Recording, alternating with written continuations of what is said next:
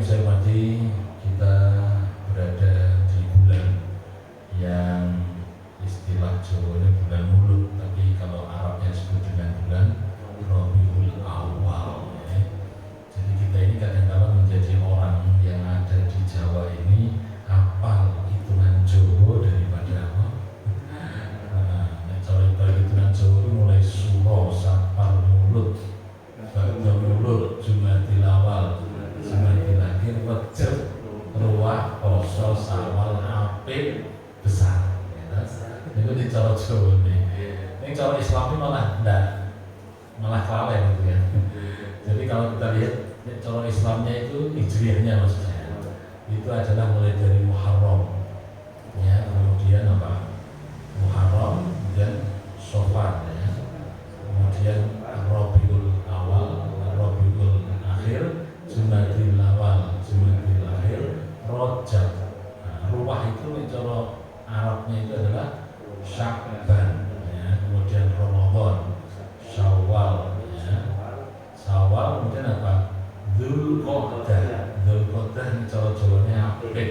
Nah, kemudian Dzulhijjah, baru kembali ke Muharram lagi. Baik, jadi tidak apa-apa, yang penting kita itu mudeng bahwa itu adalah sebenarnya hitungan Hijriah. Cuma karena orang Jawa ini pintar ulama-ulama kita, pak yai kita, utamanya adalah para pengembal dakwah di Jawa yaitu Wali Songo, itu membuat istilah seperti itu, ya. Jadi ada istilah Apit itu tak pikir apa kok saudaranya Apit itu.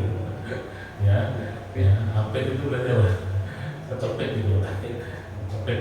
Jadi ada istilah Syawal, ya, Apit terus besar. Jadi ada dua hari raya besar, ya, ada dua hari raya besar, yaitu Idul Fitri dan Idul Adha. Bulan di tengahnya namanya bulan kecepit, maka disebut dengan Apit kan begitu.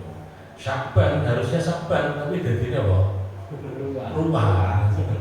Jadi jadinya Ruwah. Bulan Ruwah itu apa? Berarti bulan di mana aslinya itu adalah arwah. Jadi kirim arwah yang telah meninggal mendahului kita di bulan tersebut, yaitu orang-orang dulu, ulama-ulama kita itu kemudian membiasakan di bulan Sya'ban itu, yaitu banyak yang berziarah kubur, ya, jelang memasuki bulan suci Ramadan, ya, maka dikatakan bulan Ruwah atau bulan arwah tadi. Baik, sekalian saya hormati, ini merupakan kekayaan, ya, kekayaan alam apa budaya kita, terutama di Jawa dalam menghafal bulan Hijriah, ya, dan lain-lainnya. Jadi kadang-kadang istilah-istilah itu tidak lepas daripada tradisi atau istilahnya Jawa itu. Baik, oleh karena itu alhamdulillah, karena kita ini masuk di bulan Rabiul Awal, kita tahu bahwa Rabiul Awal itu adalah bulan di mana kelahiran Nabi Muhammad Sallallahu Alaihi Wasallam. Ya, kalau di tempat kita aja istilahnya ada peringatan ulang tahun, nanti ya tiap tahun senantiasa diingat-ingat itu kapan apa kelahiran kita untuk disyukuri nikmat yang berupa apa tambah umur tadi. Nah, maka kalau kita melihat ini adalah junjungan kita Nabi Muhammad Sallallahu Alaihi Wasallam, maka kemudian kita pun mengenang kembali, yaitu tentang kelahiran beliau. Ya, walaupun ini memang pro kontra istilahnya para ulama-ulama kita ini, ada yang mengatakan tidak harus memperingati Maulid Nabi, tapi ya yang lainnya baiknya begitu, gitu kan? Itulah beda pendapat. Kita nggak usah mengikuti mereka dalam berbeda pendapat. Tapi kita meyakini bahwa kelahiran Nabi Muhammad SAW di bulan Rabiul Awal ini sudah disepakati oleh ulama, dan kita lihat di dalam sebuah karya ilmiah yang ditulis oleh Dr. Muhammad Ramadan Al-Budi. Beliau adalah ulama Syria, ulama yang berasal dari Suriah, ya, yang kemarin baru saja meninggal. Terjadi kecamuk perang, ya, antara mereka yang mungkin kenal dengan sebutan perang saudara, ya, di Suriah itu. Nah, salah satu ulama yang terkenal yang meninggal pada saat itu, ya, ini Dr. Muhammad Ramadan Al-Budi. Beliau mengarang kitab yang sangat spektakuler menurut saya dan sangat bagus tentang sejarah Nabi, ya, tentang sirah nabawiyah.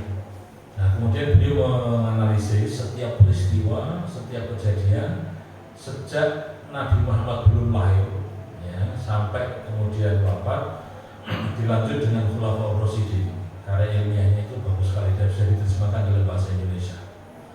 Di situ saya lihat bahwa dipilihnya Mekah menjadi tempat kelahiran Nabi Muhammad SAW itu adalah tempat yang mana belum dipengaruhi oleh blok barat dan blok timur. Nah, istilahnya kalau bahasa sekarang kita katakan blok barat dan blok timur. Kita ingat dulu ketika masih ada Uni Soviet, itu di dunia ini adalah ada kekuatan adidaya, adikuasa, Eropa, yaitu blok barat yang dimotori oleh siapa? Amerika dan Eropa, ya, kemudian blok timur yang disebut dengan apa? Uni Soviet. Ya, maka kita lihat ada istilah perang apa namanya di antara dua itu. Kemudian perang dingin istilahnya, walaupun tidak perang secara apa namanya fisik ya, bertempur dan sebagainya, tapi perang dingin itu. Mereka dalam berpolitik selalu senantiasa ingin menjadi penguasa dunia. Nah, kemudian Indonesia termasuk di tengah-tengah kan gitu ya. Maka lahirkan namanya apa? Negara apa? Non-blok. Itu presiden kita zaman dulu Pak Soekarno ya. Sebelum jatuh Pak Soekarno yang mencetuskan pertama kali kemudian menegarakan namanya negara non-blok, nggak ikut barat, nggak ikut timur, dan ide pertama kali ya negara kita Indonesia Pak Karno, ya. Nah itu dulu, tapi sekarang nggak tahu apakah Indonesia bisa menyatukan mereka lagi. Wah, saya nggak ngerti masalah politik. Tapi yang jelas Bapak Ibu yang saya hormati, dulu ketika Nabi lahir ya, saat itu memang dipengaruhi sebenarnya dunia itu oleh kerajaan besar yang disebut dengan kerajaan Romawi dan kerajaan apa? Persia. Ya, jadi Romawi itu blok barat, kemudian yang Persia adalah blok timur. Ya, Romawi itu blok barat, kemudian Persia blok timur. Nah, Romawi, kerajaan Romawi itu di mana? Roma itu di Italia. Sampai sekarang ya, dulu dia di Italia juga itu. Nah, kemudian kalau Persia itu di Iran Pak sekarang, ya, Iran itu istilahnya disebut dengan kerajaan besar dulu, yaitu yang namanya Persia. Ada Persia dan Roma. Kalau kita lihat dalam sejarah Pak, setelah Nabi Muhammad diutus di muka bumi ini, kemudian mempunyai sahabat, ya, mempunyai pasukan perang juga. Kira-kira kita lihat dalam sejarah Rasul dan para sahabat milih yang mana saat itu? Kan mereka ini saling berperang, saling berebut apa? Pengaruh antara blok barat dan blok timur. Saya lihat Pak dalam sejarah itu, ternyata Rasulullah dan para sahabat itu bangga dan senang ketika terjadi peperangan besar misalnya antara Romawi dengan Persia. Itu yang menang adalah Romawi, gitu ya. Maka kemudian ada surat namanya surat Ar-Rum Pak. Jadi kalau yang lihat di surat Ar-Rum itu diantaranya adalah membahas tentang peperangan kerajaan besar ini. Nah, tapi para sahabat saat itu senang kalau pas perang antara mereka itu yang menang adalah Romawi. Kenapa senang gitu ya? Dianalisa yaitu bahwa Romawi ini walaupun istilahnya belum mengikuti syariat Nabi Muhammad SAW, tapi sebagian mereka para penguasa diantaranya adalah masih mengikuti ajaran agama yang benar, yaitu yang dibawa oleh Nabi Isa alaihissalam, ya, syariat Islam yang dibawa oleh Nabi Isa alaihissalam. Makanya kitabnya masih kitab Injil. Kenapa kok seperti itu? Kita lihat yang namanya raja, ada seorang raja yang berada di Ethiopia kalau sekarang. Kalau dulu namanya Habsyah. Nah, ini sebenarnya adalah masih di bawah wilayah Romawi. Akan tetapi Raja Najasyi namanya itu di Habsyah itu adalah kerajaan atau raja yang memang taat kepada aturan syariat Nabi SAW. Nabi Muhammad SAW pernah memerintahkan para sahabat saat itu sekitar 80 orang untuk hijrah, dan ini dikenal dengan hijrah yang pertama kali. Jadi hijrahnya Rasul itu bukan dari Mekah ke Madinah, itu pernah bukan. Sebelumnya Pak, Nabi pernah memerintahkan para sahabat sekitar 83 orang putra putri, ya, itu untuk pergi ke Habsyah, ke Najasyi. Rajanya namanya Najasyi. Nah, saat itu memang betul-betul penuh dengan kemakmuran di raja ini. Ya, kemudian Rasulullah memerintahkan para sahabatnya untuk hijrah ke Habsyah ini, ke Najasyi. Nggak tahu kalau kita lihat peta itu dari Mekah ke Ethiopia itu jaraknya lumayan jauh ya. Wah, itu mereka berjalan ya dari Mekah menuju ke Habsyah itu. Nah, ternyata di Najasyi ini dan di lingkungan yang ada di sekitarnya itu masih memegang kitab Injil yang asli yang benar, ya. Makanya kemudian ini termasuk sampai ke beberapa wilayah Romawi itu masih mengikuti ajaran agama Nabi Isa AS. Nah kemudian Bapak Ibu yang saya hormati, dari sinilah kita bisa tahu bahwa ternyata para sahabat dan Rasulullah pada saat itu senang ternyata dalam tafsir surat Ar-Rum, yaitu ketika peperangan itu dimenangkan oleh Romawi gitu kan. Bapak Ibu hadirin rahimakumullah, tadi saya katakan bahwa Mekah ini adalah masih belum dipengaruhi oleh dua kerajaan besar tadi. Belum dipengaruhi oleh Romawi, belum dipengaruhi oleh Persia. Dan itulah tempat dan menjadi rahasianya kenapa Nabi lahir kota Mekah yang masih peradabannya masih asli gitu ya. Belum dipengaruhi oleh Romawi maupun dipengaruhi oleh Persia. Nah kemudian ada 3 tanda yang menandai Nabi Muhammad SAW akan lahir membawa risalah yang benar, tauhid ya, yaitu yang pertama bahwa di saat Ibunda Aminah itu hamil, maka saat itu Ibunda Aminah ini didatangi atau istilahnya melihat ada sinar cahaya putih gitu ya, yang masuk di dalam rumah, kemudian masuk di dalam diri ibu Aminah ini, di perut kandungannya ibu Aminah. Nah ini ternyata kalau kita lihat dalam tulisan sejarah itu, itulah ditandai bahwa menyatunya siapa Nur Muhammad SAW dengan fisiknya Nabi Muhammad SAW ya. Ini betul-betul Ibu Aminah merasa ini adalah tidak sewajarnya ya, bayi sebagaimana umumnya pada saat itu. Itu yang pertama. Kemudian yang kedua, di Iran tadi saya katakan di Persia itu ada api abadi Pak, api yang tidak pernah padam. Ya, kalau di sini berarti di mana Pak? Di Merapen itu ya. Merapen itu tidak pernah padam gitu, Pak. Saya itu kalau pas di Merapen itu saya coba, ketika dikasih kertas dia tambah bulat-bulat ini. Itu otomatis ya mudah. Tapi yang jadi persoalan adalah ketika dikasih batu, Pak. Saya ambil kerikil, saya masukkan di tengah-tengah itu ternyata sama Pak. Tambah menyala itu. Kerikil batu itu Pak, tambah menyala. Saya teringat ini samepo Pak ya. Kalau kita lihat perhatikan itu di Quran Pak. Di Al-Quran itu yang namanya api neraka itu bahan bakarnya dari apa? Batu dari manusia. Waquduhan nas wal hijarah ya. Jadi bahan bakar urup-urup rokok itu Pak, itu adalah dari batu dan dari manusia. Manusia dilebok ini dengan rokok. Rokoknya bulat-bulat ya, menyala-nyala. Ada batu dilempar di neraka itu, maka itu pun menyala-nyala. Saya kemudian teringat untuk ayat itu dengan Merapen tadi. Ketika saya lempar batu, tambah menyala. Ya, jadi sampai sekarang ya menyala. Walaupun kemarin dikabarkan mati sebentar, tapi sekarang menyala lagi. Ya, di daerah situ memang ada kandungan gasnya ya, Pak ya. Tapi nggak beracun sehingga kita bisa mendekati. Baik, kemudian saya hormati itu yang kedua. Jadi ditandainya ajaran tauhid akan lahir, yaitu ada api abadi yang di Persia tadi itu diagungkan oleh orang Persia, bahkan dipakai untuk sesembahan, ya, disembah istilahnya, untuk puji-pujian dan lain sebagainya. Tapi di saat Nabi Muhammad lahir, yaitu api abadi tadi kemudian menjadi padam. Api abadi yang disembah, yang diagungkan tadi kemudian menjadi padam. Berarti bukti kalau ajaran syirik itu akan sirna, yaitu dengan datangnya ajaran tauhid yang dibawa oleh baginda Rasul Muhammad Sallallahu Alaihi Wasallam. Kemudian yang ketiga yaitu peristiwa Raja Abraha yang akan menghancurkan Ka'bah. Sebenarnya bukan raja ya, tapi gubernur yang dari Yaman. Tapi karena kita lihat dalam sejarah itu ya tulisannya Rojo Abraha, bukan Abraha. Ya. Tapi sebenarnya Rojo itu di Romawi itu, di Italia. Itu rajanya di Romawi, kemudian ini adalah gubernur raja. Nah, Raja Abraha ini kemudian berkeinginan ingin menghancurkan Ka'bah. Kenapa? Karena orang-orang Mekah dan sekitarnya Pak itu mengagungkan itu Ka'bah memang luar biasa. Karena sudah menjadi tradisi, sudah menjadi hal yang sifatnya turun-temurun dari Nabi Ibrahim alaihissalam, Nabi Ismail ya, turun-temurun sampai keturunannya.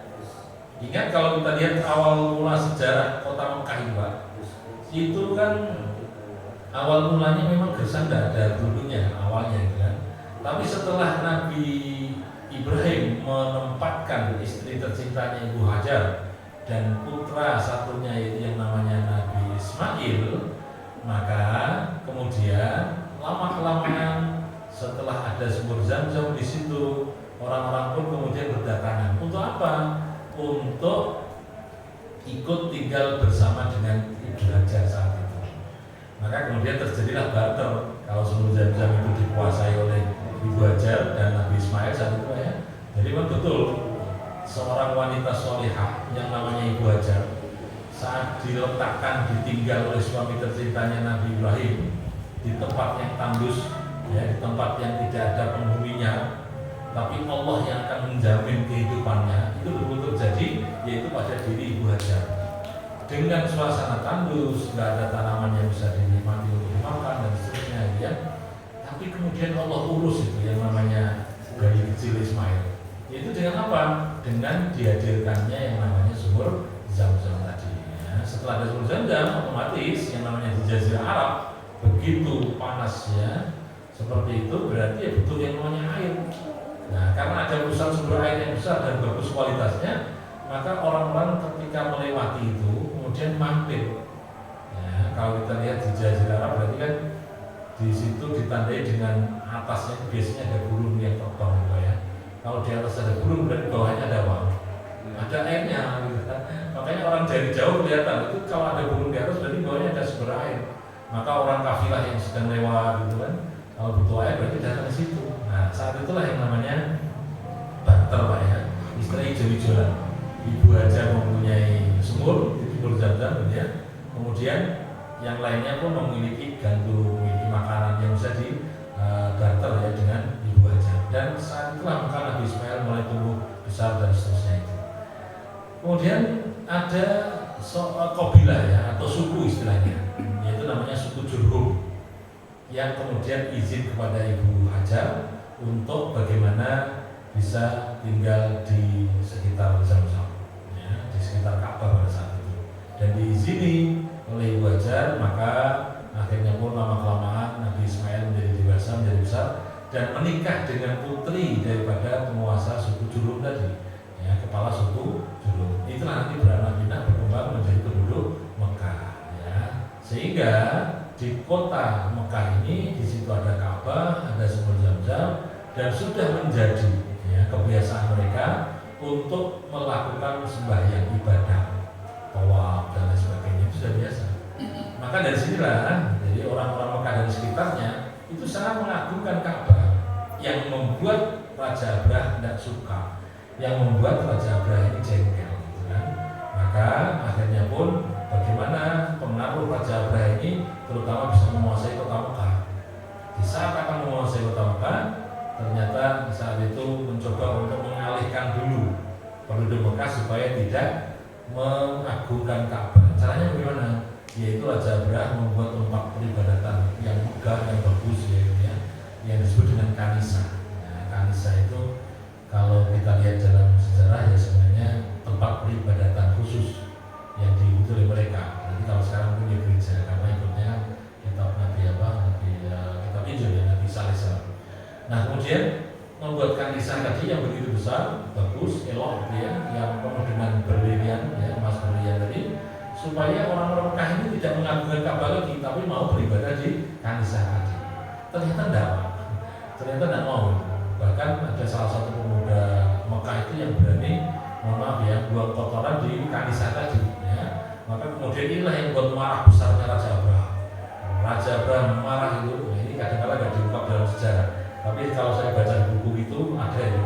Jadi saat itu marah besar itu Raja Abrah dan mengumpulkan para penggawanya, para menterinya istilahnya, untuk bagaimana persiapan sepakat menghancurkan Ka'bah.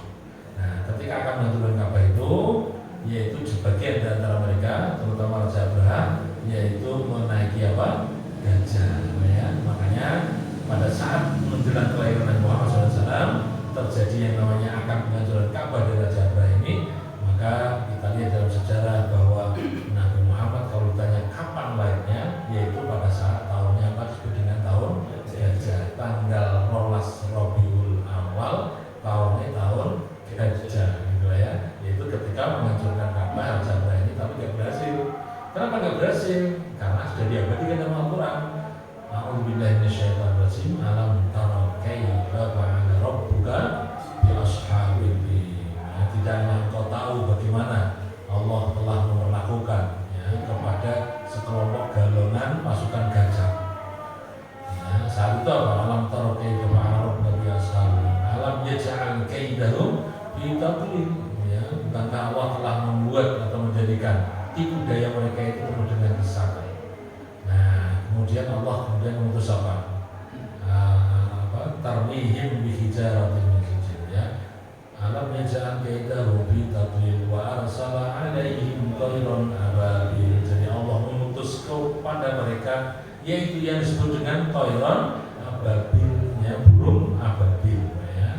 Di mana tugas burung ababil tadi adalah tarmihim bihijaratin min sijil, yaitu melempari mereka ini dengan batu kecil, ya, yang sangat panas, yang menurut riwayat itu adalah batu kecil dari Allah dan neraka ini. Sehingga ketika dilempar itu mengenai pasukan gajah, ya, kemudian kepanasan, saking kepanasan itu, kemudian apa? Bagikan apa? Asbun makul, gitu ya, bagikan daun yang dimakan ulat. Jadi kita lihat kalau di daunan itu dimakan ulat, mesti lubang-lubang kecil kan. Baik, tiga peristiwa itu Bapak hadirin rahimakumullah, kalau saya ceritakan lama sekali itu kalau pas Maulid Nabi itu lama. Jadi ini nggak usah saya ceritakan, tapi silakan dibaca. Intinya adalah Raja Abraha tidak berhasil menghancurkan Ka'bah karena dihancurkan oleh Tayron Ababil, yaitu burung ababil, dan kemudian tunggang lambang yang namanya pasukan gajah ini kembali ke Abraha lagi, ke Yaman lagi. Jadi Bapak Ibu yang saya hormati, tiga peristiwa inilah yang menandai yaitu kelahiran Nabi Muhammad Sallallahu Alaihi Wasallam. Oleh karena itu, alhamdulillah, mari kita perhatikan bahwa ternyata di dalam diri Nabi Muhammad ini adalah memang betul-betul ada uswah hasanah. Ya, mari kita lihat dalam surat Al-Ahzab ayat 21, Allah berfirman, A'udzubillahi minasyaitonirrajim. Bismillahirrahmanirrahim. Laqad kana lakum fi Rasulillahi uswatun hasanah liman kana yarjullaha wal yawmal akhir wa dzakarallaha katsiran. Jadi pada malam hari ini saya ingin mengkaji surat Al-Ahzab ayat 21. Intinya adalah yang ada pada diri Rasul itu semuanya uswatun hasanah. Laqad dan sungguh kana adalah di Rasulullah, fi Rasulillah dan di Rasulullah itu adalah uswatun hasanah, yaitu suri teladan yang baik. Jadi apapun yang ada pada diri Rasul itu menjadi suri teladan yang baik. Makanya Bapak Ibu yang saya hormati, kalau kita lihat di dalam pelajaran namanya ulumul hadis, bahwa dasar hukum syariat Islam yang kedua setelah Al-Quran itu adalah Al-Hadis. Ya, kalau kita lihat dalam syariat Islam itu kan dasar hukum Islam yang pertama adalah Al-Quran, kemudian yang kedua Al-Hadis, yang ketiga ijma' ulama, ya, yang keempat adalah qiyas. Ijma' ulama itu kalau di Indonesia namanya Majelis Ulama Indonesia. Jadi fatwanya mereka beliau ini kemudian kita pakai untuk bagaimana kita bersyariat Islam. Tapi yang paling utama adalah satu dan dua, yaitu Quran dan hadis. Ya, kalau Quran memang kalam Allah yang diturunkan oleh Nabi Muhammad SAW, yang mana bahasanya pun dari Allah, bukan dari Rasul. Ya, bahasanya dari Allah dan Rasul tidak menyampaikan gitu aja, malah pakai Jibril. Tapi kalau hadis, Pak, hadis itu enggak. Kalau hadis itu kadang-kala Rasul yang berbicara, tapi kadang-kala ada sahabat yang menceritakan tentang diri Rasul, gitu kan? Itu namanya hadis. Nah sekarang saya lihat apa itu hadis itu. Hadis itu adalah ma udhifa ila Nabi sallallahu alaihi wasallam min qaulin wa fi'lin aw taqririn aw himmatin. Jadi ini membuktikan bahwa laqad kana lakum fi Rasulillahi uswatun hasanah. Sungguh ada pada diri Rasul itu uswah hasanah. Makanya kita lihat hadis itu. Hadis itu definisinya apa saja yang disandarkan kepada baginda Rasul, entah itu berupa ucapan, entah itu berupa perbuatan, ya, berupa ketetapannya, maupun yang namanya cita-citanya beliau. Jadi baik ucapan, perbuatan, ya, kemudian ketetapan maupun yang namanya cita-cita beliau, itu yang dimaksud dengan hadis. Contoh ucapan Rasul yang menjadi hadis itu apa? Misalnya Rasul bersabda, innamal a'malu binniyat wa innamal likulli imri'in ma nawa. Sesungguhnya sesungguhnya amal perbuatan itu adalah tergantung niatnya, dan Allah akan menilai segala sesuatu itu tergantung kepada niatnya. Nah, ini sabda Rasul melalui lisannya Rasulullah, maka jadi hadis, ya, menjadi sabda Rasul, menjadi hadis, menjadi sunnah Rasul. Dan yang kedua adalah contoh misalnya pekerjaan Rasul, perbuatan Rasul. Contoh ketika Rasul mempraktekkan sholat. Jadi kalau dalam Al-Quran itu Pak, nggak ada itu gerakan sholat itu kayak apa, nggak ada. Adanya di mana? Di hadis, yaitu perbuatan Rasul mencontohkan bagaimana tata cara sholat. Maka Rasul bersabda, "Shollu kama ra'aitumuni usolli." Sholatlah kalian sebagaimana engkau melihat diriku sedang sholat. Maka Rasul mempraktikkan bagaimana berdiri sholat itu, bagaimana rukuknya, bagaimana sujudnya. Nah, itu sudah dipraktikkan Rasul. Nah, ketika Rasul mempraktikkan seperti itu, berarti itulah yang namanya di hadis, ya, dari sunnahnya Rasul yang dipakai syariat Islam yang kedua, yaitu setelah Al-Quran. Baik Bapak Ibu yang saya hormati, nah itu contoh daripada perbuatannya Rasul yang kemudian dijadikan hadis. Contohnya Rasul lagi bagaimana tata cara beliau makan, ya, bagaimana beliau tidur, semuanya itu menjadi amalan sunnahnya. Yang ketiga contohnya yang ketetapan takririyah, ya, namanya hadis atau sunnah takririyah, ketetapan Rasul, yaitu diamnya Rasul ketika melihat sesuatu perbuatan yang dilakukan oleh sahabat, yang mana saat itu Rasul tidak komentar, tidak melarang dan tidak menganjurkan. Maka oleh para ulama dikatakan menjadi takririyah, menjadi ketetapannya Rasulullah. Contohnya Pak, suatu ketika ada seorang sahabat namanya Khalid bin Walid. Saat itu sedang makan, ya, makan apa binatang yang saya disebut namanya dog, itu jenisnya seperti apa itu saya tidak tahu kalau di Indonesia. Jadi pokoknya makanan itu binatang itu. Tapi Rasul saat itu ditanya, ya Rasul, ya mau makan enggak itu kan? Ternyata tidak mau Rasul, diam aja Rasul. Diam artinya itu enggak melarang sama sahabat Khalid dan tidak istilahnya mengajak sahabat untuk makan itu enggak. Karena apa?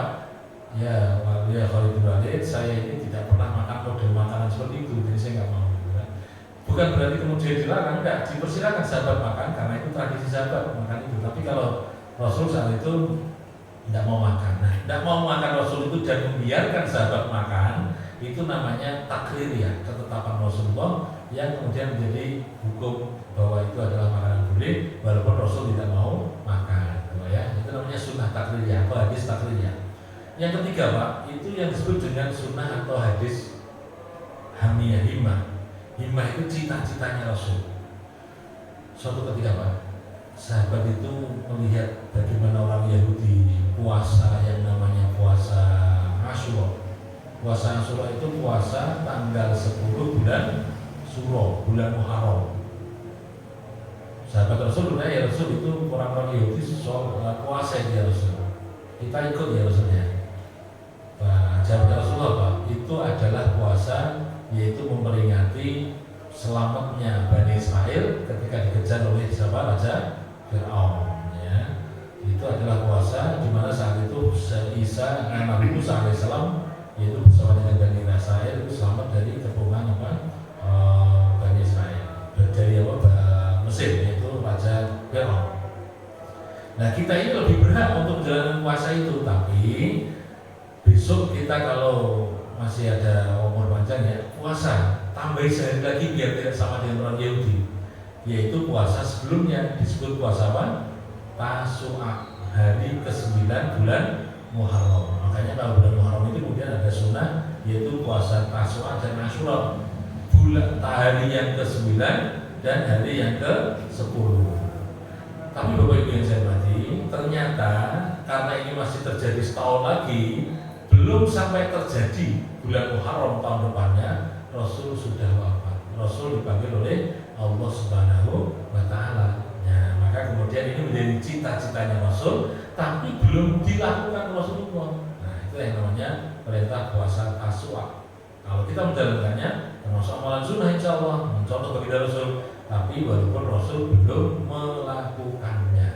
Bapak Ibu yang saya hormati, itulah kenapa tadi Allah katakan laqad kana lakum fi Rasulillahi uswatun hasanah. Sungguh ada pada diri Rasul itu memang uswah hasanah, semuanya itu penuh dengan hikmah. Makanya kalau kita teliti Bapak Ibu yang saya hormati bahwa beberapa prakteknya Rasulullah, bagaimana beliau makan, bagaimana beliau tidur, ya, bagaimana beliau bernafas dan seterusnya, itu akhir-akhir ini kan baru diteliti secara ilmiah itu bisa kita lakukan, kita temukan itu efek positifnya. Contoh, kalau pas tidur Pak ya, Rasul itu kalau tidur bagaimana? Tidurnya itu miring kemana ya? Ke kanan ya Pak ya. Jadi Rasul itu tidur itu miring ke kanan gitu ya. Walaupun tak praktekkan tuh tidur ala Rasul itu gampang capek Pak ternyata. Hikmahnya apa? Tidurnya biar nggak suwi-suwi, langsung bisa menjalankan apa? Sholat tahajud gitu loh Pak. Capek itu Pak. Tidur miring itu sambil ke bawah tangannya dipakai untuk bantal itu Pak. Itu capek itu. Ternyata habis itu efek positifnya adalah langsung dan betul Pak. Ketika jam 10 atau jam 11 itu tidur gitu ya, nanti jam 3 atau jam setengah 4 sudah bangun. Nah, kan ada waktu untuk apa Pak? Sholat tahajud gitu ya. Nah, terus hikmah yang berikutnya memang saat itu pencernaan kita ini kan sedang mencerna apa makanannya.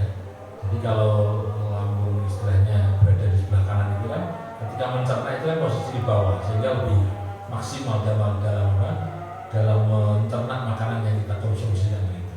Ya, itu salah satu positifnya. Kemudian ada lagi misalnya Rasul melarang ketika makan atau minum dalam keadaan panas. Nah, Rasulullah SAW ayyatan nafas filina ya. Jadi Rasul itu pernah melarang tidak boleh minum pas panas itu Pak. Kemudian ditiup, ya, ditiup pakai angin kita ya. Itu kan itu tidak boleh sama Rasul. Nah terus bagaimana bolehnya? Jadi kipas Pak. Kipas itu atau pakai apa lah kipas angin itu kan? Atau makan di ruang AC kan jadi langsung adem gitu. Jadi Bapak Ibu yang saya hormati, dilarang itu Pak. Baru akhir-akhir ini kita ketemui bahwa kenapa kok kita niup makanan yang panas, minum yang panas itu dengan tiupan ini nggak boleh, kenapa? Kan ini ada Bapak Ibu yang saya hormati, ketika kita menghirup oksigen itu berarti kan O2 Pak ya, positif tidak untuk tubuh kita? Positif. Tapi ketika kita keluarkan melalui mulut kita, itu namanya karbon dioksida atau istilah kimianya disebut dengan CO2 kan gitu Pak. Itu kan negatif. Jadi nggak boleh kita tiupkan di makanan yang panas atau minuman tadi ya, supaya karbon dioksida itu tidak nempel di makanan atau minuman yang akan kita konsumsi. Itulah kenapa Rasul melarang. Nah itu dipahami, diteliti oleh orang-orang sekarang. Ya, kalau zaman dulu sahabat Rasul ya nggak pakai pertanyaan seperti itu. Pokoknya bagaimana yang dilakukan Rasul ikuti saja, yang dilarang tinggalkan sudah itu saja. Ya dulu tidak sampai begitu. Tapi kalau sekarang kan orang pada meneliti itu apa yang disampaikan Rasul sampai apa? Kok seperti itu ajarannya sampai sekarang bertahan? Karena ajaran sebuah agama yang bertahan sampai lama itu ya ajaran Islam itu sejak abad ke berapa? Abad ke-7 ya.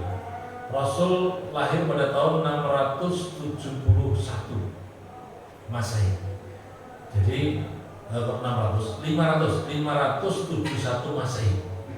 Jadi 500 tahun dari kelahiran Nabi Isa alaihissalam itu baru Nabi Muhammad lahir pada tahun 571. Berarti kan abad ke-5 ya. Nah, sampai sekarang bertahan itu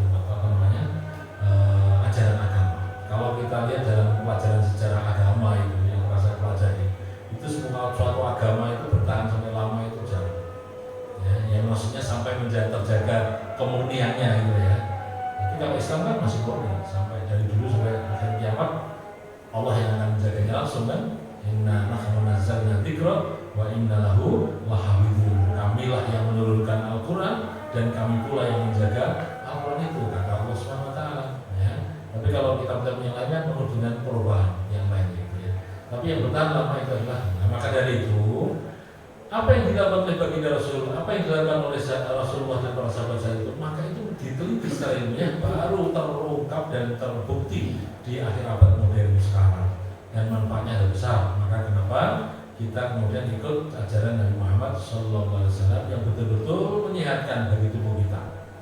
Contoh menyehatkan itu apa Pak? Kita lihat suatu ketika dalam sejarah itu kan Nabi diberi hadiah oleh Raja Mesir. Ya, yang saat itu Raja Mesir itu diajak untuk masuk Islam, tapi seingat saya belum masuk Islam. Tapi senang dengan Rasulullah. Saking senangnya, maka memberikan hadiah berupa dokter, tabib kalau dulu ya, seorang dokter yang diminta untuk menjaga kesehatannya Rasul, untuk menjaga kesehatan Rasul dan para sahabat di Madinah pada saat itu. Selang beberapa bulan sampai 2 bulan, 3 bulan gitu kan. Ternyata tabib tadi atau dokter tadi tanya kepada Rasul, ya Rasul, saya ini selama di sini kan tugasnya menjaga kesehatan jenengan dan para sahabat yang lain. Tapi selama di sini saya seperti nggak bekerja. Kok para sahabat dan jenengan nggak pernah sakit gitu kan? Apa resepnya? Resepnya sederhana Pak, tapi ini dipraktekkan luar biasa ya. Wahai dokter, wahai tabib, kami ini adalah kaum yang mana mempraktekkan tidak akan makan sebelum datang yang namanya lapar, dan ketika makan maka kami tidak kenyang. Oh ya, betul. Tadi praktekannya Pak ya. Jadi tidak makan sebelum datang yang namanya apa? Lapar, gitu kan. Ketika makan itu pun juga tidak lalu kenyang. Nah, ini Pak. Makanya kalau makan sebenarnya tidak harus 3 kali, betul lah. Kalau pas sedang lapar baru makan. Tapi kok awake dhewe ning Jawa wis kulino ya. Kita ini sudah biasa makan ya ping telu. Nek ora nganggo sego ki ora diarani apa? Mangan gitu ya. Kalau nggak makan nasi tidak dikatakan makan gitu kan. Padahal sebenarnya kalau hanya sekedar makan telo itu sudah makan sebenarnya Pak ya. Bagus gitu. Ya, makan roti itu sudah dikatakan makan. Tapi karena harus biasa makan nasi itu nggak makan ya tetap 3 kali lah, itu yang jadi masalah. Nabi dan para sahabatnya saat itu mempraktekkan tidak akan makan sebelum datang yang namanya lapar, dan ketika makan maka tidak terlalu kenyang. Ini sahabat ya wajar. Tabib tadi, dokter tadi nggak bekerja. Karena apa? Nabi dan para sahabatnya sehat. Nah itu loh Ibu yang saya hormati. Jadi makanya kemudian kita teliti kenapa kok ada ajaran puasa Senin Kamis, kenapa ada puasa yang di tengah apa namanya bulan Hijriah itu namanya Ayyamul Bid itu ya, istilahnya puasa putih itu, yaitu tanggal 13, 14, 15 bulan Hijriah itu kan sunnah juga ya. Nah sekarang kita lihat kenapa kok ada pelajaran ada amalan sunnah namanya puasa Senin Kamis. Nah ketika kita hari Selasa, Rabu gitu kan makan kita ini Kamis istirahat Pak, istilahnya pekerjaannya apa namanya pencernaan makan itu berhenti. Kalau bisa ngomong mesti ngomong bagus, matur nuwun ya awak ora mangan dadi aku ora kerja istirahat sih gitu ya. Itu kalau ngomong dia kan nggak bekerja berarti. Buktinya apa? Ketika kita misalnya makan malam sahur misalnya ya di bulan Senin itu hari Kamis, itu kemudian kalau sudah mulai jam 10, jam 11 kan mulai lapar gitu ya. Nah ketika lapar itu sebenarnya apa? Istilahnya pencernaan kita kan istirahat gitu. Ibarat mesinnya sebuah pabrik itu berhenti total, di refresh ulang gitu kan. Nah ini yang menjadikan orang sehat itu di situ, ya. Makanya kemudian menyehatkan, dan itu diulang dalam seminggu adalah 2 kali, ada Senin, ada Kamis. Itu menurut kesehatan, gitu ya. Belum dari sisi aspek spiritual, ada aspek mentalnya itu luar biasa, ya. Tapi kalau itu kita kaji di sini saya bukan ahlinya, saya hanya baca sekilas saja ya, yang membahas harusnya seorang ahli kesehatan, dokter gitu ya. Tapi yang jelas manfaatnya besar. Kenapa kita ini puasa Senin Kamis? Gitu ya, Bapak Ibu yang saya hormati, ya, ini adalah beberapa amalan Rasulullah yang mempunyai hikmah di dalamnya. Maka wajar Allah tadi mengatakan dalam surat Al-Ahzab yaitu laqad kana lakum fi Rasulillahi uswatun hasanah. Ya, jadi sungguh yang ada pada diri Rasulullah itu ada uswah hasanah. Ya, ada suri teladan yang agung, yang mulia, yang patut kita ikuti di dalamnya. Yang jadi masalah Bapak Ibu yang saya hormati, itu sebenarnya siapa loh yang diberi kemudahan untuk bisa mempraktekkan Nabi Muhammad itu sebagai suri teladan.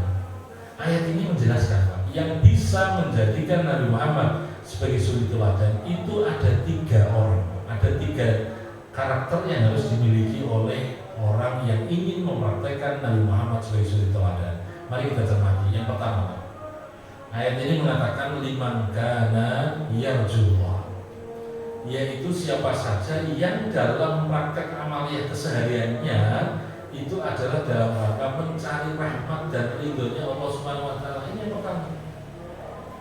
Jadi segala sesuatunya itu adalah lillahi ta'ala, untuk Allah Subhanahu wa taala. Ketika menjalankan sholat 5 waktu karena Allah, ketika sedang bersedekah karena Allah, ketika sedang berangkat haji karena Allah, ya, sedang berzakat karena Allah, ya, menjalankan ibadah puasa karena Allah. Hidupnya itu adalah karena Allah dalam bekerja, dalam melakukan aktivitas itu adalah karena Allah. Makanya wajar Pak, diingatkan kita di saat sholat 5 waktu itu. Kemudian ada doa yang disebut dengan doa apa? Iftitah, ya. Doa iftitah itu ada dua. Ada yang menggunakan kabira walhamdulillahi katsira wa subhanallahi bukratan wa asila, gitu kan? Tapi ada juga yang Allahumma baik baini baina khotoya dan seterusnya. Jadi kalau kita pakai kabira walhamdulillahi katsira wa subhanallahi bukratan wa asila, nanti ada kalimat berupa inna sholati wa nusuki wa mahyaya wa mamati lillahi rabbil alamin. Itu artinya apa Pak? Itu ikrar kita ini kepada Allah Ta'ala. Sehingga kalau kita bahasa mudah, terjemahannya adalah inna sholati ya Allah ya Tuhanku, sungguhnya sholatku ini adalah ya Allah, wa nusuki dan ibadahku ya Allah, dan apapun yang aku lakukan dalam peribadatan itu ya Allah, wa mahyaya dan hidupku ya Allah, wa mamati dan matiku ya Allah, itu lillahi untukmu ya Allah, engkau adalah Rabbil Alamin, yaitu penguasa alam semesta jagat raya ini. Kita berikrar Pak, kita memperbaharui ikrar komitmen kita di hadapan Allah saat sholat itu Pak. Ya, makanya kenapa kalau kita katakan sholat itu jangan cepat-cepat itu. Memang orang menganjurkan caranya khusyuk itu sebenarnya iso ngerti apa, ngerti artinya apa, bacaan sholat. Tapi kita ngapalkan bacaan sholat artinya itu sesuai Pak ya. Lama Pak, mau itu pelajaran di pondok aja berkali-kali kadang nggak apa-apa ya pondok. Ya, tapi kita nggak usah ngerti ya. Tapi yang penting Pak, tolong saat sholat itu tolong dinikmati Pak, berdirinya, bacanya itu dinikmati juga, pelan-pelan bacanya, ya. Itu insya Allah bisa sampai kita khusyuk tadi ya, tenang hadir betul di hadapan Allah Subhanahu Wa Taala. Kalau mau terjemahnya apa bagus lagi, tapi kalau mendak apa yang sosial di itu kita ini ngapalke ya pikirannya sakit gitu ya, mikir macam-macam pekerjaan gitu kan, susah ngapalkannya. Minimal loh sekalian, setelah kita apal bacanya sholat itu, tolong pas sholat jangan cepet-cepet gitu ya. Ada tumak ninahnya. Ya, tumak ninahnya itu kalau dalam surat An-Nisa ayat 103 nanti bisa lihat itu. Jadi setelah fa'idat maknantum fa'aqimus sholat. Setelah kalian itu tenang, nyaman, enak, baru fa'aqimus sholat, dirikanlah sholat. Makanya sebelum takbiratul ihram kita ini harus tenang dulu, rileks gitu kan, pasrah pada Allah, sudah pas, mantap, baru niat ya sambil mengucapkan takbiratul ihram, Allahu Akbar. Nah, itu misalkan nyaman, enak itu. Jadi kita sudah berhadapan dengan Sang Khalik Allah Subhanahu Wa Taala, tenang kita. Baru kemudian kita baca surat iftitah, kita baca surat Al-Fatihah, ya, kita baca surat-suratan, penuh dengan ketenangan, kenikmatan di situ. Ya. Terutama di dalam kalimat tadi inna sholati ya Allah, sesungguhnya sholatku yang sekarang ini saya kerjakan ya Allah, wa nusuki dan ibadahku yang lainnya ya Allah, tentang korban dan sebagainya, wa mahyaya dan hidupku ya Allah, wa mamati dan matiku ya Allah, itu untukmu, engkau adalah lillahi rabbil alamin, penguasa alam semesta jagat raya ini. Nah, kita ini berkomitmen ulang bahwa hidupku, matiku, ibadahku, sholatku hanya untukmu ya Allah. Nah, kalau sudah itu Bapak Ibu yang saya hormati, maka disinilah kita lihat memang segala sesuatu kita kepingin menjalankan apapun juga itu karena rahmat dan ridhonya Allah. Semoga apa yang kita lakukan itu diridhoi oleh Allah. Itu yang pertama Pak. Kalau ada orang Islam yang kemudian menjalankan amalan apa saja itu karena Allah, itu insya Allah dimudahkan oleh Allah untuk menjadikan Nabi Muhammad sebagai suri teladan ya, yang baik di dalam kehidupan sehari-hari. Yang kedua adalah wal yaumil akhir, artinya adalah orang yang percaya kepada hari akhirat. Jadi Bapak Ibu yang saya hormati, kita ini sebagai seorang mukmin, orang yang beriman, kita harus percaya bahwa ada hari yang disebut dengan hari kiamat. Kita percaya tentang hari akhirat. Kita percaya bahwa apapun yang kita lakukan di dunia itu nanti akan dimintai pertanggungjawaban oleh Allah Subhanahu Wa Taala, dan dunia ini adalah sebagai penjembatan menuju ke akhirat. Fa inna dunya balaghu ilal akhirah, dalam sebuah sabdanya Rasul berkata begitu. Sesungguhnya dunia ini adalah penyampai menuju pada akhirat. Makanya Bapak Ibu yang saya hormati, ketika kita menjadi orang beriman percaya adanya hari kiamat dari akhirat gitu ya, kita akan terkontrol amalan kita. Yang melakukan perbuatan jelek mesti mikir, wah nanti di akhirat mendapatkan murka dari Allah, disiksa bagaimana gitu ya. Tapi inginnya apa? Perbuatan baik yang dilakukan. Padahal Bapak Ibu yang saya hormati, ingat, kebaikan yang kita lakukan di dunia ini Pak, kadang-kadang Allah tidak lama dalam memberikan ajrunnya, pahalanya. Tidak hanya untuk kelak di akhirat bisa dinikmati, ternyata di dunia pun juga bisa dinikmati. Kenapa kok seperti itu? Ada unen-unen Jawa mengatakan sing bakal sopo nandur bakal mundur. Itu bahasa Arabnya man yazrok yahsud. Barang siapa yang nandur tadi menanam pasti apa? Manen.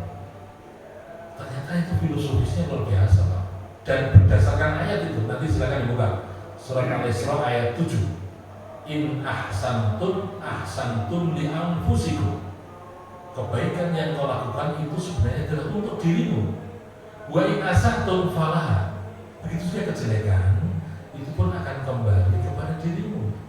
Cara Wongbian mengatakan Gusti Allah itu terlalu sare. Gusti Allah itu bahkan melihat apapun yang kita lakukan. Ini artinya bahwa Ibu yang saya hormati, ketika kita berbuat baik, ketika kita melakukan suatu amal soleh, ketika kita melakukan suatu peribadatan, Allah tidak akan nantinya saja di akhirat mendapatkan kebaikan, enggak, tapi di dunia ini pun kita itu bisa merasakan. Ya, kita lihat misalnya ada orang yang kebetulan biasa saja, tapi senang ini bantu wong. Atau senangnya jadi orang yang entengan itu Pak. Entengan itu artinya ringan tangan ketika membantu orang, ketika kerja sosial misalnya. Itu kita lihat subhanallah, orang seperti itu kalau saya amati kadang-kadang ada sisi positif yang kadang-kadang sampai kepada kebaikan dirinya itu. Ada kemudahan hidupnya ya, kemudian bersama dengan putra-putrinya dan seterusnya. Ya, jadi ini artinya adalah memang orang yang berbuat baik kembali pada dirinya, orang yang berbuat jelek juga kembali akan dirinya. Saya kembali kepada percaya pada di akhirat. Orang yang percaya pada di akhirat itulah yang nantinya dimudahkan oleh Allah untuk bisa menjadikan Muhammad SAW itu sebagai suri teladan. Padahal kita tahu Pak, kenapa dikatakan kita harus beriman pada akhirat? Karena kita ini sedang berjalan Pak. Bahwa dulu kita di alam roh, kemudian terlahir di dalam alam kandungan, kemudian terlahir di muka bumi ini kan, ya, kemudian kita akan wafat atau akan meninggal di alam barzakh. Setelah di alam barzakh kemudian menunggu hari kiamat, hancurnya dunia ini. Habis itu kemudian dibangkitkan oleh Allah di yaumul ba'ats, hari kebangkitan. Setelah dibangkitkan oleh Allah kemudian diperjalankan, dikumpulkan di padang mahsyar, ya, orang mahsyar itu ya. Di sana nanti kemudian ada timbangan amal baik dan buruk, yaitu yaumul mizan. Terus Pak kita ini kemudian nanti lewat jembatan ya, yang kenal dengan jembatan Siratal Mustaqim. Terus Pak kita ini bablas surga kuning, neraka dan seterusnya. Perjalanan kita panjang sekali. Baik, karena kita ini adalah percaya kepada hari akhirat Pak, maka kemudian insya Allah dimudahkan oleh Allah Subhanahu Wa Taala untuk menjadikan Nabi Muhammad itu sebagai uswatun hasanah. Ya, jadi itu yang kedua. Baik, dan yang ketiga Pak. Yang ketiga adalah orang yang bisa mempraktekkan dalam kesehariannya itu perbanyak berzikir. Wa dzakarallaha katsiran. Ya, silakan nanti dibuka surat Al-Ahzab ayat 21. Wa dzakarallaha katsiran itu artinya apa? Orang yang senantiasa selalu berzikir, ingat kepada Allah Subhanahu wa taala. Padahal kita lihat yang namanya zikir itu kan berarti bukan hanya sekedar duduk di masjid kemudian muter tasbih itu, ya itu zikir juga. Tapi itu salah satu model zikir. Kita lihat Pak, praktek zikir itu ternyata dalam surat Al-Imran di sana dikatakan alladzina yadhkurunallaha qiyaman wa qu'udan wa 'ala junubihim wa yatafakkaruna fi khalqis samawati wal ardh. Rabbana ma khalaqta hadza batila subhanaka faqina 'adzabannar. Jadi ternyata zikir itu Pak, ya, itu adalah berzikir baik dalam keadaan kiamat berdiri, wa qu'udan walaupun dalam keadaan duduk, wala junubihim maupun dalam keadaan berbaring. Ketika berdiri ingat Allah, ketika duduk ingat Allah, ketika berbaring pun ingat Allah. Intinya setiap saat ingat Allah. Ya, makanya Walaupun kita ini melakukan aktivitas keseharian sesuai dengan rutinitas sehari-hari kita, tapi itu asal ingat Allah, ya, itu sudah dikatakan berzikir. Ya, contoh ingat Allah itu apa Pak? Merasa saat itu selalu diawasi oleh Allah, merasa diawasi Allah itu zikir itu Pak. Sudah dikatakan berzikir ingat kepada Allah Subhanahu Wa Taala, karena merasa Allah dekat dengannya dan kemudian selalu mengawasinya. Ya, karena selalu mengawasinya, maka berarti kan dia ingat Allah, berzikir itu namanya. Baik, Bapak Ibu yang saya hormati, ketika mungkin Bapak Ibu sedang naik sepeda motor, sedang menyetir mobil, gitu kan? Ya, nah, ingat kepada Allah. Ya, ketika ingat kepada Allah itu butuh dari ketenangan kita ini. Nah, saat itu sebenarnya sudah berzikir pula, gitu ya. Jadi intinya asal dia komitmen, keimanannya, ingat kepada Allah, dengan merasa dirinya diawasi oleh Allah, itu sudah berzikir. Baik, Bapak Ibu yang saya hormati, 3 kriteria inilah orang yang bisa menjadikan Nabi Muhammad SAW sebagai suri teladan. Ya, maka semoga Allah Subhanahu Wa Taala memberikan kemudahan kepada kita, memberikan kepada diri kita untuk mencontoh semua perilakunya Nabi Muhammad SAW dalam kehidupan sehari. Dan itulah nanti kunci sukses kita, kunci untuk bagaimana kita selamat dunia sampai dunia akhirat. Jadi dunia dan akhirat kita kemudian insya Allah dimudahkan oleh Allah Subhanahu Wa Taala kalau ikut syariatnya baginda Rasul Muhammad Sallallahu Alaihi Wasallam. Maka dari itu Bapak Ibu yang saya hormati, kemudian kita akan tahu bahwa diri pribadi Rasul kayak apa, silakan nanti dikaji setelah ya. Jadi kapan-kapan mungkin silakan panjenengan sempatkan baca, yaitu buku Sirah Nabawiyah, sejarah hidupnya Nabi Muhammad Sallallahu Alaihi Wasallam. Utamanya 1 ayat lagi akan saya sampaikan, tapi ini karena ini sudah cukup setengah jam lebih saya bicara, yaitu ayat yang senantiasa dibaca ketika berjanji itu Pak. Ya, kita lihat kan, kita dengarkan kaki tangan kita sampai kanan kiri kita, itu kan ada dibaan ya, ada berjanji atau situdurur itu. Itu ada ayat yang dibaca itu aja Pak. A'udzubillahi minasyaitonirrajim. Laqad ja'akum rasulun min anfusikum azizun 'alaihi ma 'anittum harisun 'alaikum bil mu'minina raufur rahim. Saya terjemahkan sekilas saja. Laqad ja'akum, sungguh telah datang kepada kalian rasulun, yaitu seorang utusan Allah. Ya, alaikum, rasulun alaikum. Kemudian min anfusikum.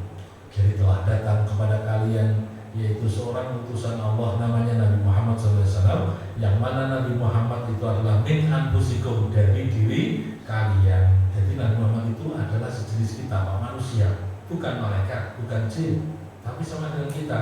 Walaupun Nabi Muhammad itu diutus tidak hanya untuk manusia, tapi untuk golongan apa? Jin. Jin itu juga nabinya siapa? Nabi Muhammad SAW. Kitabnya apa? Ya Al-Quran. Gitu ya. Makanya tadi saya sebelum datang ke sini siang-siang, saya tadi siang itu ada orang yang sakit yang memang dia merasakan sakitnya aneh, dibawa ke dokter nggak mau, semuanya mau, ternyata dia sudah kroso. Dia itu punya dulu ketika masih mudanya belajar ilmu itu Pak ya. Nah, ilmu itu kan bahaya itu kalau nggak hati-hati. Ya, kemudian apalagi dibui dengan ilmu kejauhan. Saya datang itu langsung itu reaksinya itu ngeri, misalnya nggak bohong dan seterusnya. Nah kemudian ketika saya suruh keluar jinnya itu saya sadar itu, saya suruh ikut. Asyhadu an la ilaha illallah wa asyhadu anna Muhammadar Rasulullah. Begitu ya. Setelah disadari, baru kemudian saya katakan engkau adalah umatnya Muhammad SAW. Ya, kamu harus praktek sholat, kamu harus menjalankan syariatnya, ya, sesuai dengan ulama atau kiaimu yang ada di alam sana. Ya. Nah kemudian baru bisa keluar. Nah intinya Bapak Ibu yang saya hormati, Nabi Muhammad memang min anfusikum, dari golongan diri kalian itu manusia biasa. Tapi keberadaan Nabi Muhammad itu sebagai seorang utusan Allah tidak hanya untuk golongan manusia, tapi juga golongan daripada makhluk gaib yaitu yang namanya jin, gitu ya. Baik, min anfusikum. Nah, Rasul punya 3 sifat Pak di sini. Yang pertama adalah azizun alaihi ma'anittum, yaitu azizun alaihi ma'anittum itu artinya merasa berat. Ketika para sahabat saat itu juga mengalami berat siksaan untuk menjalankan syariat Nabi Muhammad. Jadi ketika sahabat Rasul saat di periode Mekah itu kan begitu berat menjalankan ajaran agama Islam, Rasul pun merasakan begitu susah beratnya kaumnya saat itu. Mungkin kalau seandainya Rasul hidup pada zaman sekarang sudah merasakan Pak, kosongnya umat beliau itu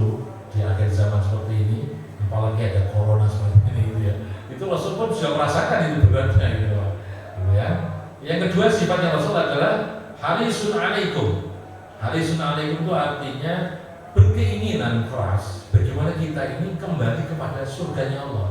Karena dulu manusia kan di surga, kemudian diturunkan di muka bumi. Nah, kita ini diharapkan nanti kembali kepada surga. Itu sifat Rasul yang kedua, kepingin supaya umat manusia ini kembali di surga lagi. Kemudian yang ketiga apa? Itu adalah sifat Rasul, yaitu ra'ufun bil mu'minin. Jadi bil mu'minin ra'ufur rahim. Orang kepada orang beriman, mereka Rasulullah ini adalah penyantun, penyayang dan seterusnya. Nah, ini ayat yang selalu yang dibaca ya, senantiasa dibaca, yaitu ketika peristiwa Maulid Nabi seperti ini. Semoga